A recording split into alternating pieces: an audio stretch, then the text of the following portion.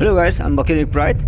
Here's 18 escape, engine line on, or sometimes no power, and then transmission gear shift does not go up for a fifth gear, and then low speed is fine, does not go high speed, and then not enough power to accelerating.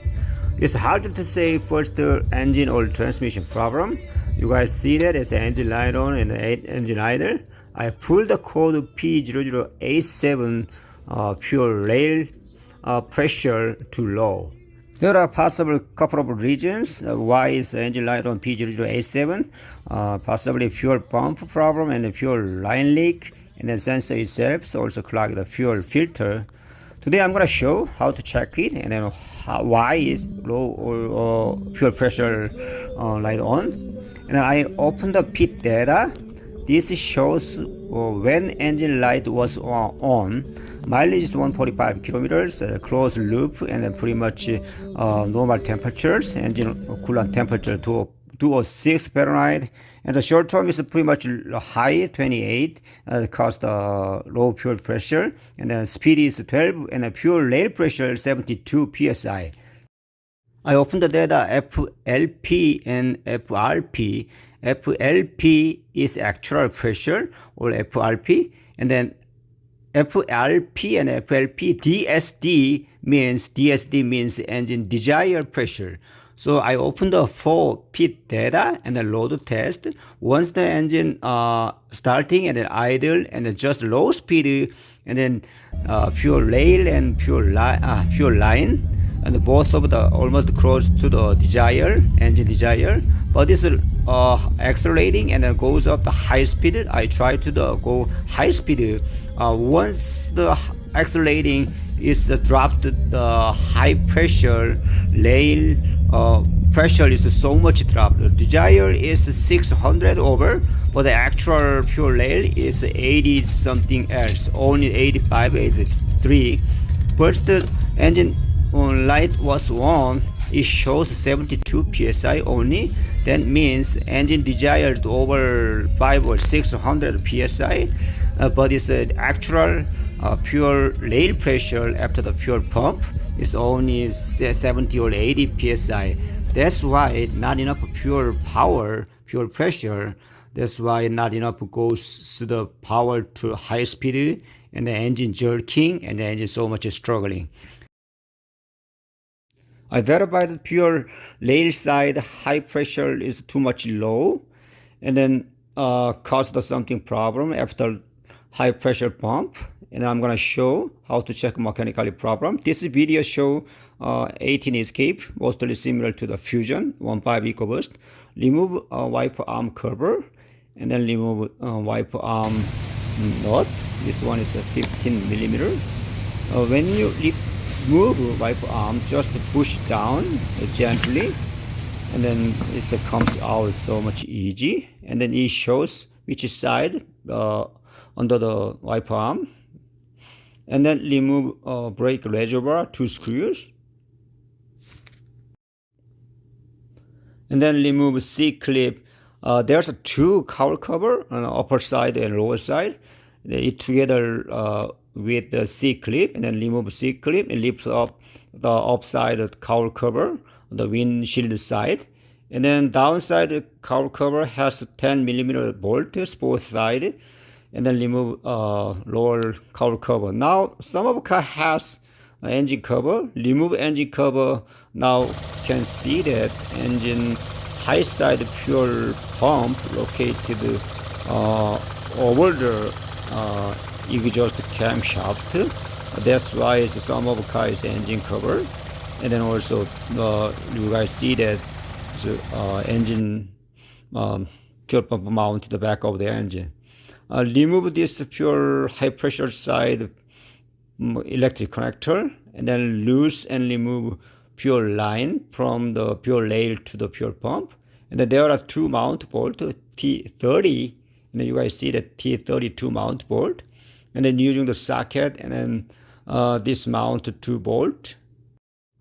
Wiggling high pressure pump, and then remove a whole high pressure pump. I found that problem worn out too much high pressure pump tap it also high pressure pump and the pumping area is worn out and damaged. And then inspect the exhaust camshaft carefully.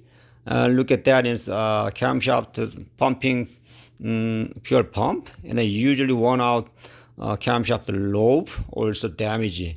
There are so much expensive labor and then 16.5 labor time. I'm gonna quick shows how to replace the camshaft. There are so many works, and then so many work. It's a vacuum lines, and then vacuum pump, injectors, valve covers. This one is 1.5 escape, and then mostly similar to the Fusion 1.5 engine. Once the engine line 10087, and then you guys verify the camshaft lobe, and then fuel pump tap is also damaged. You should replace the whole exhaust camshaft and then tap it and high pressure pump. This one is a small engine, but it's last work. High pressure pump located at the top of the engine exhaust camshaft, and the fuel line take out from the firewall, and then remove that whole high pressure pump. And then also there are so many jobs, and then this type of the so complicated engine. Once first the guys first starting this job, I did so many times, and then even engine shock block replacement, and then head job, and also camshaft job. Look at that. This is so really wide, so much worn out and damaged camshaft, tap it or camshaft. I think its oil is so much important.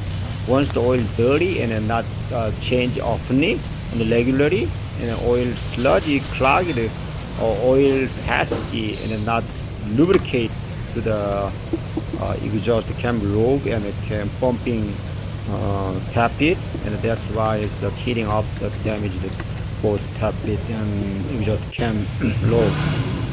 There are so much work, and then access timing belt, and then needed to remove front timing cover and the injector and the valve cover and the vacuum pump line and alternator. And then once you replace the timing belt, also remove starter motor, install the special tool, and then need also special tool front side and then back side to hold the camshaft tool. The 1.6 is same engine.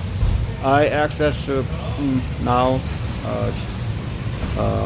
mostly camshaft, and then now this unit does not need to replace the whole timing belt, so I just tried the camshaft and high pressure pump. There are less work than timing belt to hold replaced with the camshaft.